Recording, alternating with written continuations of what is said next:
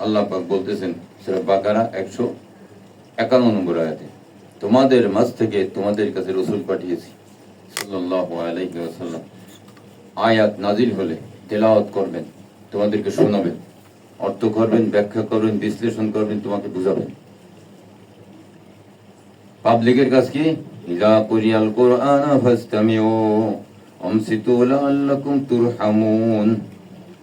যখন কোরআন থেকে আলোচনা হয়, দিন সম্পর্কে আলোচনা হয়, চুপ করে মহব্বতের সাথে মনোযোগ সহকারে শুনবে, যাতে করে আমি তোমাদেরকে রহমত করতে পারি, রহম নাজিল করতে পারি। তো যে ব্যক্তি আল্লাহর এই হুকুমের ব্যতিক্রম ঘটাবে সে কি রহমত পাবে? পাবে না। তো আল্লাহ পাক শর্ত দিয়ে দিয়েছেন, চুপ করে মহব্বতের সাথে মনোযোগ সহকারে শুনতে হবে, তাহলে তোমরা রহমত পাবে। রহমত যখন মানুষের উপরে আল্লাহ বর্ষণ করে, রহমত প্রাপ্ত হলে তার অন্তরটা নরম হয়। আর আল্লাহ পাক যখন তার রহম করে, অন্তর নরম হয়, এর মাধ্যমে তার ভিতরে কি আসে? বুঝ আসে। বুঝের মাধ্যমে আসে বিশ্বাস, বিশ্বাসে পয়দা হয় ভক্তি, ভক্তিতে পয়দা হয় মহব্বত, মহব্বত যখন পয়দা হয় তখন সে আল্লাহর ইবাদত বন্দেগী করতে চায়। আল্লাহ পাক বললেন, না, এখন তুমি ইবাদতের যোগ্য হওনি, কি করতে হবে? ওয়ায়ুযাক্কিকুম, আমার রাসূল সর্বপ্রথম তোমাদের কলকে পবিত্র করবেন। তার কারণ হচ্ছে কলব যদি পবিত্র না হয়, ইন্নাহু লাকুরআনুন কারীমুন ফি কিতাবিম মাকনুন লা ইয়ামাসসুহু ইল্লাল মুতাহহারুন। সূরা 79 নম্বর। এখানে আল্লাহ পাক বলে দিচ্ছেন, নিশ্চয়ই আমার এই কোরআন সুরক্ষিত অবস্থায় লিপিবদ্ধ ছিল। কোথায়? লৌহ মাহফুজে। আমার এই কোরআন কোনো অপবিত্র লোককে স্পর্শ করবে না। এখন কোরআন যদি আপনাকে স্পর্শ না করে, তাহলে আপনি বুঝবেন কি করে কোরআনের ভিতরে কি আছে না আছে? এখন দেখা যাচ্ছে মহিলারা অনেক সময় বাইরে যখন রান্না বাড়া করে, তখন একটা রড দিয়ে ওই আগুন খোঁচায় খোঁচায় দেয়, যাতে করে তাড়াতাড়ি জ্বলে। বাইরে যারা পাতা দিয়ে পাক করে, কাঠ দিয়ে পাক করে, তাই না? খোঁচা দেয় না? খোঁচানোর পরে দেখা যাচ্ছে পাক শেষ হয়ে গেছে, এই রডটা তুলে এক জায়গায় ঝুলাই রাখিছে। দেখা যাচ্ছে আপনার বাড়ির ভিতরে দুইটা কুকুর এসে মারামারি শুরু করে দিচ্ছে। এখন আপনি লাঠি খুঁজ দিচ্ছেন, লাঠি না পায় তুলে যায় রড ধরছেন, রডটি পিঠে তাড়াবে। রড ধরার সাথে সাথে রডে কিন্তু তারে ধরে বইছে, তার কারণ রডটা একটু আগে আগুন খুঁজাইছে, গরম না, তো দেখে তো বোঝা যায় না। যখন সে ধরিছে তখন রডে তারে ধরে বইছে, রড গরম, তার আঙ্গুল হাত ধরে বইছে। এখন সে বুঝছে না, রড তো গরম, ধরিছে, তার না বোঝা গেছে। যদি সে জানতো রড গরম, কি ধরতো? ধরতো না। এইরকম আল্লাহ পাক বলতেছেন, যার কল অপবিত্র, আমার এই কোরআন তাকে স্পর্শ করবে না। কোরআন যদি স্পর্শ না করে, তা আপনার ভিতরে কোরআনের বুঝ কি আসবে? আসবে না। তাহলে আমাকে কি করতে হবে? কলকে পবিত্র করতে হবে। কি করবেন? আল্লাহ রসুল ওয়ায়ুযাক্কিকুম, আল্লাহ রসুল তোমাদের কলকে পবিত্র করবেন। ওয়ায়ুআল্লিমুকুমুল কিতাব, কল পবিত্র হওয়ার পরে যখন আল্লাহর বান্দাত্ব সে লাভ করলো, আল্লাহ পাক থেকে আসমানের বান্দা হিসেবে কবুল করে নিয়ে তার কলবে নূরের লাইন চালু করে দিলেন, তার কলব জিন্দা হলো, কলবের স্টেশনটা চালু হয়ে গেল, আসমানের সঙ্গে যোগাযোগ করে। এই ব্যক্তি যখন নেক আমল করবে, আল্লাহ পাক নেকি দান করবেন। বান্দা যখন এই নেকি প্রাপ্ত হবে, তার কলবে একটা হাল পয়দা হবে, বুঝতে পারবে, খুশি হবে। হালটা কিরকম? সূরা তওবা 124 নম্বর আয়াত, আম্মাল্লাযীনা আমানু ফাযাদাতুহুম ঈমান ওয়া হুম ইস্তাবশিরুন।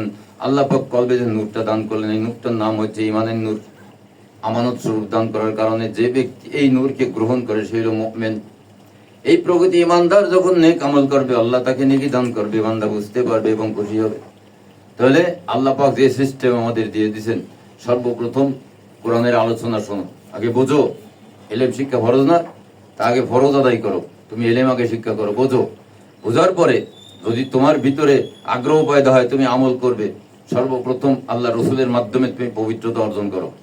আমরা আল্লাহ রসুল পাইনি, সাহাবারা পাইছেন, তা আমরা কার মাধ্যমে পবিত্রতা অর্জন করব? নায়েবে রসুলের মাধ্যমে। আমি আলেম মানুষ হতে পারি, কিন্তু আমি যদি একা একা সারা জীবন জিকির করে তওবা পড়ি, আমার কিন্তু তওবা কবুল হবে না, কল পবিত্র হবে না। তা এই কল পবিত্র করার ক্ষমতা আল্লাহ পাক নবীকে দিয়েছেন। আল্লাহর নবী সাহাবাদের কলকে পবিত্র করেছেন, আর বলে গেছেন যে সাহাবাদের ভিতরে যারা হক্কানি আলেম, তারা পারবে তাবেঈদের কল পবিত্র করতে, তাদের মাধ্যমে তাবেঈরা কল পবিত্র করে তারা এই লাইন পাবে। তাই তাবেঈদের মাধ্যমে আসার পরে তাবেঈ, এরপরে বংশ পরস্পরায় আমাদের কাছে এখন আছে কি? নায়েবে নবী, হক মুর্শিদ। এই মুর্শিদের কাছে আল্লাহ পাক ওই পাওয়ার রাখিছেন। যখন তার মাধ্যমে তওবা করা হবে, আল্লাহ পাক তার গুনাহ মাফ করবেন, তাকে নূর দান করবেন, তার কলব জিন্দা হবে, কলবে জিকির আসবে। যদি সেখানে ইবলিসের কোনো জাদু করা থাকে, তা গুনাহ মাফ হলেও কিন্তু কলব চালু হবে না, তার কারণ বান্দা রয়েছে কলব। তো এই কলবের বান্দা কাটে পরিষ্কার করে এখানে যখন নূরের সংযোগ দেওয়া হবে, কলব জিকির করা শুরু করবে। যে ভিতরে একটা মহিলা বেড়াত নিছে, সে বলতেছে আমি কিছু বুঝিনি, আধা ঘন্টা পরে কেন বুঝিনি, তপ তো পড়া দিয়েছি বহু আগে। তার উপরে যে ইবলিসের জাদু আছে, কালো টেপ মেরে ধুয়ে দিয়েছে, জাদুর টেপ, কলব যাতে নড়াচড়া করতে না পারে। এই টেপ কাটার পরে, পরিষ্কার করার পরে তখন সে কলবে জিকির বুঝেছে, এর আগে কিন্তু সে বুঝেনি। এই যে সিস্টেম, এই সিস্টেম যুগ যুগ ধরে চলে আসছে, আদম আলাইহিস সালাম থেকে নিয়ে আজ পর্যন্ত ওই একই সিস্টেম। তাই এই সিস্টেমে যারা আসবে তাদের গুনাহ মাফ হবে, পিছনের গুনাহ, কলব জিন্দা হবে, কলবে জিকির আসবে। আর যারা এই সিস্টেমে আসবে না, বাড়ি বসে আমল করবে, মনে করবে আমি তো মুফতি সাহেব, আমার আবার আর এক হুজুরের কাছে যাওয়া লাগবে কি জন্য, আমি তো তার চেয়ে বড় হুজুর। সে কিন্তু বাড়ি বসে বসে যদি পড়ে, তার কলব অপবিত্র। সে গুনাহ করে কলব অপবিত্র করতে পারবে, কিন্তু আমল করে কলব পবিত্র করতে পারবে না। এই জায়গায় আল্লাহ পাক সমস্ত মানুষকে রসুলের কাছে ঠেকায় রাখিছে। রসুল বর্তমানে নায়েবে রসুল, নায়েবে রসুল কাছে ঠেকায় রাখিছে। সেখানে গিয়ে যদি তাকে সাক্ষী রেখে, সেখানে না গেলেও যদি এখন মোবাইলে তো তার কানে আওয়াজ পুজে তওবা করে, উনি হবেন সাক্ষী তওবার। ইন্না আরসালনাকা শাহিদা, 45 নম্বরে দেখেন আল্লাহ বলতেছেন, হে নবী, আমি আপনাকে পাঠিয়েছি সাক্ষ্যদাতা রূপে, আমার পক্ষ থেকে তাওহীদের সাক্ষী বান্দার কাছে, বান্দার পক্ষ থেকে তওবার সাক্ষী বান্দা আমার কাছে। দোতরফা সাক্ষী রসুল। রসুল আমরা পাইনি, নায়েবে নবী হক মোরশেদেই দোতরফা সাক্ষী। আল্লাহর পক্ষ থেকে তাওহীদের আলোচনা করবেন, বান্দার কাছে দিন সম্পর্কে আলোচনা করবেন, যারা আগ্রহী হবে তাদেরকে তওবা করায় তওবা পড়াবেন, উনি হয়ে যাবেন তওবার সাক্ষী। ওনার মাধ্যমে তওবা করলে আল্লাহ পাক তওবা কবুল করবেন, গুনাহ মাফ করবেন, বিনিময়ে তার কলবে নূর দান করবেন। আমান শারাহাল্লাহু সাদরাহু লিল ইসলামি ফাহুয়া আলা নূরিম মির রাব্বিহ। আল্লাহ পাক ইসলামের জন্য, দ্বীনের জন্য যার কলবকে খুলে দিয়েছেন, তাকে আল্লাহ পাক নূর দান করেছেন। সে আল্লাহ পাকের পক্ষ থেকে নূর প্রাপ্ত হয়ে আলোকিত হয়ে আছে। তাহলে ইসলামের জন্য কলব খোলা লাগে। যে ব্যক্তি গুনাহ করেছে, তাকে আল্লাহ পাক কলব থেকে বহিষ্কার করে দিয়ে কলবে সিল করে দিয়েছেন। সিল করে দেওয়ার কারণে সে কিন্তু এখন আর ইসলামে নাই। সে যতই আমল করুক, সে কিন্তু এখন আর ইসলামে নাই। এই জন্য বলা হয়েছে উৎকল বিসিলমি কাফা, পরিপূর্ণভাবে ইসলামে দাখিল হয়। ইসলামে দাখিল হতে গেলে ইসলাম বাইরে কোনো কিছু না, সিরাতাল মুস্তাকিমে ঢুকতে হবে। সেটা হচ্ছে কলবের ভিতরের ব্যাপার। কলবের গেট না খোলা পর্যন্ত সিরাতাল মুস্তাকিমে ঢোকা যায় না। আর সিরাতাল মুস্তাকিমে যারা ঢুকিছে, আল্লাহ বলতেন সূরা নিসা 59 নম্বর আয়াতে, নবী, সিদ্দিক, শহীদ এবং ওলি, তারা নিয়ামত প্রাপ্ত বান্দা। আমরা যে বলি না সিরাতাল্লাযিনা আন'আমতা আলাইহিম, এই নিয়ামত প্রাপ্ত বান্দাদের সঙ্গে তার দেখা হবে। যে কলবে ঢুকতে পারছে তার সঙ্গে দেখা হবে, যে কলবে ঢুকতে পারেনি তার সঙ্গে দেখা হয় না। তাহলে কলবে যে ঢুকিছে, ওই সে ঢুকলো সিরাতাল মুস্তাকিমে। এই সিরাতাল মুস্তাকিমে না ঢোকা পর্যন্ত সে ইসলামে আসে নাই, তার কোনো আমলই কবুল হয় না আল্লাহর দরবারে। তা আমি যে 60 বছর আমল করেছি, আমি তো বুঝতে পারিনি, আমি এখন কি করবো, আমার 60 বছরের আমল বরবাদ হয়ে গেল। না, বরবাদ হবে না। যদি কোনো ব্যক্তি তওবা করে ঈমান আনে, আল্লাহ পাক ঈমানের নূর দান করেন, কলব জিন্দা হয়, গুনাহ মাফ হয়, তো আল্লাহ পাক পিছনের যে নেক আমলগুলো গুনাহে পরিণত হয়েছিল কলব অপবিত্র থাকার কারণে, এই নেক আমলগুলো আল্লাহ পাক এট এ টাইমে পবিত্র করে কবুল করে নেবেন। সূরা ফুরকান 70 নম্বর আয়াত, ইল্লা মান তাবা ওয়া আমানা ওয়া আমিলা আমালান সালিহা ফাউলাইকা ইউবাদদিলুল্লাহু সাইয়্যাতিহিম হাসানা ওয়া কানাল্লাহু গফুরুর রহিমা। আল্লাহ পাক কেন বলে দিচ্ছেন, যদি কেউ তওবা করে ঈমান আনে, তওবা করতে হবে কিভাবে? নায়েবে নবীর মাধ্যমে। তওবা করার মাধ্যমে যদি আল্লাহ পাক তাকে গুনাহ মাফ করে দেন, নূর দান করে দেন আমানত স্বরূপ, ওই তাকে বলে ঈমান আনা। ঈমানের নূর হচ্ছে ওইটা, হিদায়াতের নূর, ঈমানের নূর একই কথা। যখন কোনো ব্যক্তি নেক আমল করে, তার নেকির নূর এর সেই ঈমানের নূরের সঙ্গে যোগ ঈমানকে বাড়িয়ে দেয়। এই জন্য বলা হয়েছে ফাযাদাতুহুম ঈমান, ঈমান বেড়ে যায়, ঈমানের নূর বেড়ে যায়। কেউ যদি বলে ঈমান মানে বিশ্বাস, হ্যাঁ কথা সেটাও ঠিক। ঈমান আনার পূর্ব শর্ত হচ্ছে বিশ্বাস। বিশ্বাসের মাধ্যমে হচ্ছে আস্থা, আস্থার মাধ্যমে আসে সে ভক্তি, ভক্তিতে হয় মহব্বত। মহব্বত যখন আসে তখন সে আমল করতে চায়। তো একটার পরে একটা, প্রথমটা না ধরলে কিন্তু শেষটা পাওয়া যাবে না। কারো বাড়ি যদি গ্রামে হয়, কারো বাড়ি যদি বেত গাছ থাকে, বেত গাছের গোড়া কেটে টান দিলে কিন্তু গাছের মাথায় 50-60 লম্বা বেত, গাছের মাথায় আস্তে আস্তে নেমে চলে আসে, মাথা পর্যন্ত পাওয়া যায়, তাই না? এইরকম এখানে একটা শুরু আছে। শুরু যদি আপনি করতে পারেন, এটা বেয়ে বেয়ে যখন আপনি সামনে এগোবেন, মাথায় যেতে পারবেন। শেষ কোথায়? আল্লাহ প্রাপ্তিতে। শুরু কোথায়? মুর্শিদ প্রাপ্তিতে। মুর্শিদ প্রাপ্ত দিয়ে শুরু হয়, আল্লাহ প্রাপ্ত দিয়ে শেষ হয়। এই হচ্ছে সিরাতাল মুস্তাকিম। মুর্শিদের কাছে গেলে তওবা করে আমাকে সিরাতাল মুস্তাকিম ঢুকায় দেবেন, তখন আমার কল্প চিন্তা হবে, কল্পে জিকির আসবে। তওবা করলাম, গুনাহ, আপনার গুনাহ পবিত্র হলো, গুনাহ মাফ হয়ে গেল, কিন্তু কল্পে রয়েছে ইবলিসের সেহের। কেন সেহের দিছে? ওই ব্যক্তি আগে যথেষ্ট আমল করেছে। এই আমল করার কারণে ইবলিস তার কল্পকে আটকায় দিছে, যাতে আমলের স্বাদ না পায়। এই আমল করেছে, কিন্তু কল্প আটকায় দেওয়ার কারণে সে কিছু বোঝে নাই। শের কিন্তু তার রয়ে গেছে, আল্লাহ গুনাহ মাফ করেছে, শের রয়ে গেছে। এটা সাক্ষী করবেন কে? ওয়ায়ুযাক্কিকুম, রসুল তোমাদের কলকে পবিত্র করবেন। আমরা রসুল পাইনি, কে করবে? নায়েবে রসুল আমাদের কলকে পবিত্র করবেন। এই নায়েবে রসুলের মাধ্যমে কল্প যখন পবিত্র হয়েছে, তখন তার কলবে জিকির জারি হয়েছে, নূর পেয়ে গেছে কল্প। আপনার মোটরের লাইনে যদি জং ধরা থাকে তারে জয়েন্টে, আপনি যতই সুইচ মারেন মোটর চলবে? কারেন্ট তো যাবে না। তো মিস্ত্রিটা কেনলে কি করে? ঘুষে মাঝে কারেন্টের তারটা পরিষ্কার করে আগে, তারপরে লাইন লাগাই দিয়ে তারপরে টেপ মেরে দেয়, যাতে আর জং না ধরতে পারে। টেপ মেরে দিয়ে তখন সুইচ মারলে সঙ্গে সঙ্গে মোটর চালু হয়ে যায়। তা আপনার কলবে যেহেতু ইবলিসের সেহের রয়েছে, জং রয়েছে, এটা কাটাতে হবে। কাটবেন কে? রসুল। এখন আপনি যদি রসুলের কাছে না যান, একা একা কিয়ামত পর্যন্ত জিকির করলে কাটবেন না, সে সিস্টেমই না। যেহেতু আল্লাহ যদি কথা না বলতেন ওয়ায়ুযাক্কিকুম, রসুল তোমাদেরকে পবিত্র করবেন, তাহলে একটা সুযোগ ছিল। কিন্তু যখন আল্লাহ বলেই দিয়েছেন রসুল তোমাদের কলকে পবিত্র করবে, আর একা একা কাজ করলে হবে না। তাই যদি হতো, শেখ ফরিদ গণশেখর রহমতুল্লাহ সবার আগে হতো। 36টা বছর উনি জিকির করেছেন জঙ্গলে দিয়ে, একাকি, সংসার, ধর্ম, সুখ, শান্তি বিসর্জন দিয়ে আল্লাহ প্রাপ্তির জন্য জিকির করেছেন। জিকির করে উনি কি পাইছেন? পাওয়ার অর্জন করেছেন। এমন পাওয়ার অর্জন করেছেন না, চোখ দুটো নষ্ট হয়ে গেছিল, শাহাদত আঙ্গুল দিয়ে ডলা দিছে, চোখ পয়দা হয়ে গেছে। একটা পাখি ওনার গায়ে পায়খানা করে দিছে, আঙ্গুল দিয়ে ইশারা করেছে, পাখি পড়ে মারা গেছে। তাহলে এত বড় শক্তি যে অর্জন করেছে, আজকালকার কোনো হুজুর আছে পাখির ইশা করলে পড়ে মারা যাবে? না, খুঁজে পাওয়া যাবে না।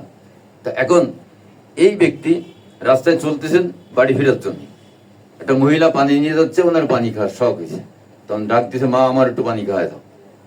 তখন মহিলা ফিরিনি, তখন তারে বলে, বুঝবি মজা, গরম দেখেছে পাখি মেরেছে, মজা বুঝাই দেবে, পানি খায়নি। এখন মজা যে বুঝাই দেবে, তার ভিতরে একটা রাগ আছে না, আত্মশুদ্ধি হয়েছে, হয় নাকি? তাহলে মহিলা বলে, কি একই পাখি মারা? আমি পাখি মেরেছি, উনি বুঝলো কি করে? আমি তো এরকম বুঝি না, উনি কি আমল করে আমার শুনতে হবে। তখন তার বাড়ি গেছে, যাই তারপরে তার সঙ্গে বইছে, কথাবার্তা পর্দার সাথে বইছে। তো মা, তুমি এই ক্ষমতা কিভাবে অর্জন করলে? তুমি কিভাবে বুঝলে আমি পাখি মেরে আছি? আমি তো 36 বছর আমল করে অর্জন করছি, তুমি কি আমল করো? তো উনি আমল কি করো তা না বলে কি, যে আমল করলে ক্ষমতা অর্জন করা যায়, এটা ঠাকুররাও পারে, মন্ত্র শক্তি আছে না, একটা আমল করে মন্ত্র শক্তি অর্জন করে, বান মারে, বান কাটে, তদবির করে না, তো এরকম করে। তাহলে মন্ত্র শক্তিতেও হয়। কোরআনের আয়াত দিয়ে যদি কেউ আমল করে, তার ভিতরে পাওয়ার আসবে, জিন ছাড়ানো যাবে, জিন চালাই দেওয়া যাবে, পাওয়ার অর্জন করা। এটা বলেছেন উনি, আমল করলে পাওয়ার অর্জন করা যায়, কিন্তু মোর্শেদ বিহানে আল্লাহ প্রাপ্ত হওয়া যায় না। কত বড় দামি কথা! তুমি তোমার মোর্শেদকে, বক্তিয়ার কাকি রহমতুল্লাহ কোথায় থাকে? অমুক পাহাড়ে। সেখানে চলে গেলে যাই তার কাছে বলতেছে, হুজুর আমি তো আল্লাহ প্রাপ্ত হওয়ার জন্য আমল করতেছি, তা আমি তো আল্লাহ প্রাপ্ত হতে পারিনি, আপনি যদি আমাকে একটু মেহেরবানি করে বায়াত করতেন। তা কয়, ঠিক আছে, বায়াত তো আমি এইভাবে করি না, তা আমি তোমাকে একটা আমল দেবো, এই আমল যদি তুমি সাকসেস হতে পারো, তোমাকে বায়াত করবো কিনা তখন চিন্তা করবো। কি করতে হবে বলেন? 12 বছর আমি একটা মাটি হাড়ি দেবো, 12 বছর আমার পানি গরম করে দিব 5 ওয়াক্ত নামাজের আগে। তাই যদি পারো, আর অক্ষত আড়ি ফেরত দিতে হবে। আড়ি ভেঙে গেলে আর একটাই চালাই নিয়ে দেবো, তা হবে না, অক্ষত আড়ি ফেরত দিতে হবে। তাই যদি পারো, তখন চিন্তা করবো তোমার বায়াত দেওয়া যায় কিনা। তখনই কবুল করলেন। করার পরে 12 বছর ওইভাবে হাড়ি ফেরো, 12 বছরের মাথায় যে হাড়ি ফেটে গেছে, ফেটে গেলে পানি পড়ে গেছে, আবার নতুন করে হাড়ি এনে পানি গরম করে যত সময় উনি দিছে তাহাজ্জুদের রক্তে। তারপরে 12 বছর পূর্ণ হয়ে গেছে, যে বাবা হাড়ি নিয়ে আসো। কয় যে হুজুর হাড়ি তো ফেটে গেছে, আমি একটা আর নতুন একটা হাড়িতে পানি গরম করে আপনারা দিচ্ছি। কয় আর 12 বছর অক্ষত হাড়ি ফেরত দিতে হবে, তা না হলে হবে না। আর 12 বছর কাটিছে, কাটার পরে 12 বছরের মাথায় এখন কি হয়েছে, আগুন নিভে গেছে ঝড় বর্ষায়। তো ওই সময় তো ম্যাচ ছিল না, আগুন রাখতে হতো। এখন কি করবে? বাইরে বেরোচ্ছে, বাইরে বেরোয় যায়, এখন আগুন খুঁজতে খুঁজতে দেখে নদীর ওই পাড়ে আগুন দেখা যায়, আলো দেখা যায়, ওইখানে যায় 7টায় যায় আগুন নিয়ে এসে, নিজের চোখ দিয়ে, চোখের বিনিময়ে আগুন নিয়ে এসে পানি গরম করে যত সময় দিয়েছে। দেওয়ার পরে এদিন করেছে কি, এশাকের নামাজ পড়ার পরে